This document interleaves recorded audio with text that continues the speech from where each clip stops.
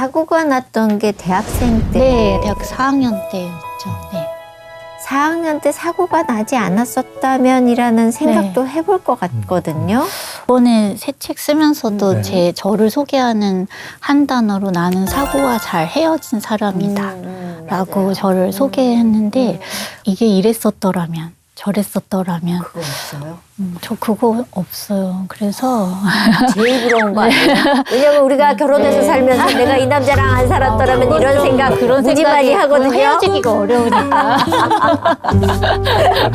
네, 지금 현재 삶에 그냥 감사하고 만족하며 사셔서 그러신 게 아닌가 하는 생각이 드네요.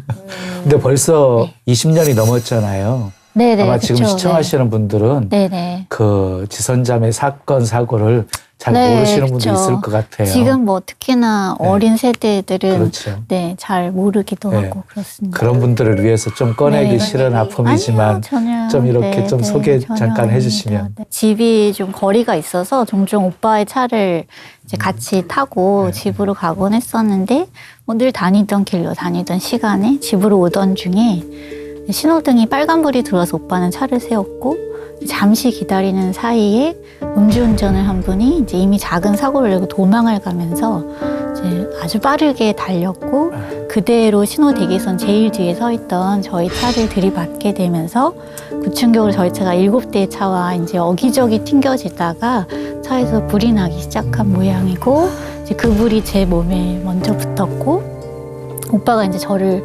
꺼내서 제 몸에 붙은 불을 꺼주었고 그렇게 이제 응급실로 가게 됐죠, 제가. 네. 화상 환자들이 제일 고통스러워한다고 얘기 들었거든요. 그 시간을 이겨낸 거잖아요. 네. 네. 뭐 화상의 정도를 이야기하면 병원에서 말하기는 전신의 55% 면적에 네. 3도 화상을 입은 거예요. 그리고 이제 반 이상의 피부가 없어지게 된 거고 이제 그 스스로 재생할 수 있는 능력을 잃어버린 상태가 된 거예요. 그래서 이제 피부 이식 수술을 받아야 했는데 근데 처음에는 막 생사를 왔다 갔다 하는 그런 맞아요. 처음에는 수술이었겠는데. 그랬어요. 그래서 뭐 이제 중환자실에서 한 2달 있었고 중환자실에서 나올 때는 이제 더 이상 생명에 지장은 없다는 이제 피부 이식 수술을 어느 정도 마치고 나오게 됐었고 그 이후에 한 이제 사고 나고 나서부터 다시 집에 가기까지 한 7개월 가량 입원을 하고 이제 수술을 계속 받았었죠. 근데 그게 너무 힘들어서 네. 마취제도 안 듣는다면서요. 뭐 감염을 막아야 되니까요. 네. 소독이라는 걸 이제 소독을 매일 해야 하는데 되니까. 그게 네 그쵸 이제 진통제가 뭐 아주 강한 마약성 진통제지만 사실은 뭐 마취하고는 전혀 다른 개념이니까 네 그렇지만 또 살아남아야 하기 때문에 거쳐야 되는 과정이었고 뭐 사실은 지금도 이 근처의 화상 전문 병원에서는 네, 살아남기 위한 그런 싸움들을 하는 네, 사람들이 있습니다. 그러면 왜 그런 치료 가운데 네. 차라리 내가 그때 죽었으면 저는 그런 생각을 계속 반복했을 것 같은 성격의 성향을 갖고 있거든요. 네, 네. 어땠어요?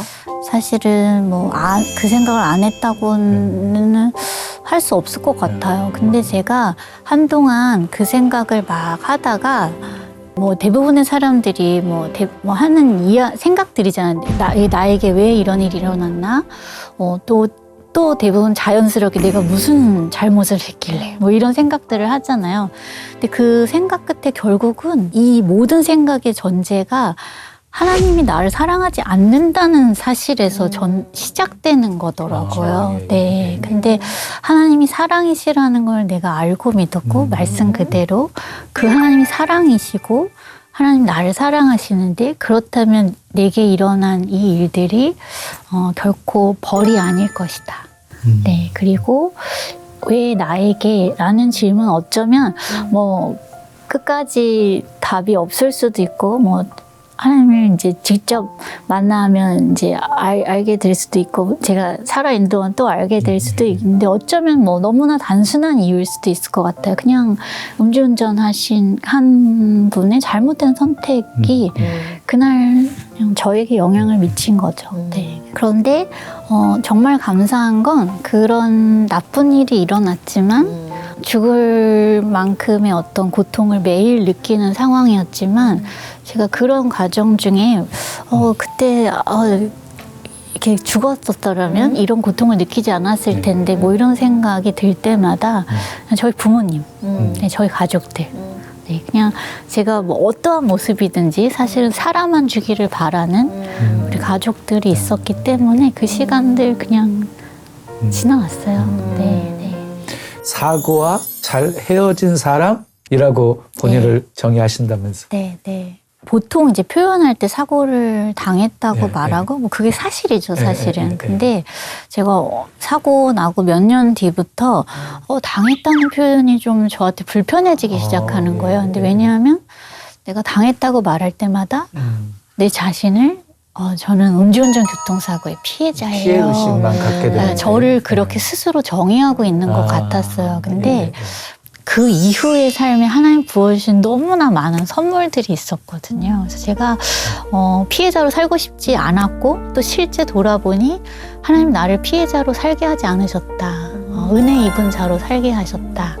그래서 제가 사고를 설명할 때 그냥 당했다는 표현보다는 만났다는 표현이 옳다는 생각이 들었어요. 그냥 뭐 반갑지 않은 일이지만 뭐 이것도 만나긴 만난 거잖아요. 그래서 그냥 그때부터 그냥 뭐 아무도 몰랐지만 저 혼자 만났다는 표현을 이제 쓰기 시작했는데 이렇게 세월이 더 많이 흐르고 나서 제가 만난 일이 헤어짐으로 결과가 이어졌구나. 그래서 제가 아까 말씀드린 것처럼 그때 그 과거의 일을 아직까지 곱씹으며 괴로워하지 않는 그래서 그때 일이 오늘의 나를 괴롭히지 않는 그런 헤어짐의 상태로 살고 있게 된 것 같아요. 그러면 하나님이 선물을 주셨다는데 뭐 주셨어요?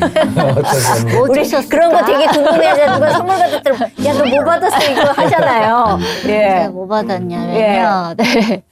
생명 주셨고요. 네, 두 번째 삶을 주셨고 이게 행복이라는 것의 어떤 강도와 빈도가 아주 이제 잦아지게 된 거죠. 깊은 행복이. 예를 들면 살아남아서 처음 마신 물 한 모금의 그 시원함을 알게 된 이후로 또 가족과 함께하는 저녁 식사 한 끼가 사실은 이게 다 진짜 너무 당연하지 않은 걸 알게 됐잖아요. 그래서 매 끼 주말마다 저희 오빠는 식구들까지 같이 토요일에 저녁을 먹는데 이게 결코 쉽지 않은 일이거든요. 지금 저는 그 시간이 너무너무 행복한 시간이에요. 이게 당연하지 않거든요. 모두가 더 중요하다고 생각하는 것들을 뒤로하고 가족과 함께 보내는 이 사소하지만 사실은 너무 중요한 행복을 느끼는 시간들. 그래서 이런 것들에 대한 기쁨을 제가 알게 돼서 아주 단순한 어떤 삶의 사실들, 내가 하나님을 사랑하는 딸, 내가 누구인지를 확실히 알았고 그리고 그 하나님이 내 인생을 해피엔딩으로 이끌어 가실 것이다.